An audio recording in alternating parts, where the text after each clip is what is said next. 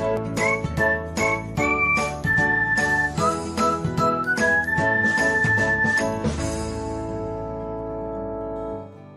everyone, welcome back to another episode of Technologyglance. Today, in this video, I'm going to guide you through how you can turn off Update Lite over Cellular on Facebook Lite. So, let's get started. Firstly, open Facebook Lite app in your device. Then tap on three lines icon. Next, tap on Settings. After that, tap on Facebook Lite Updates. Next, you can see the option of Update Lite over Cellular. Turn off it by tapping on it.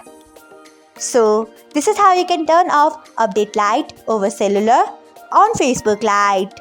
Thanks for watching. If you found this guide helpful, we would love it if you hit the thumbs up button below. We upload great new tech tutorials like this one every day.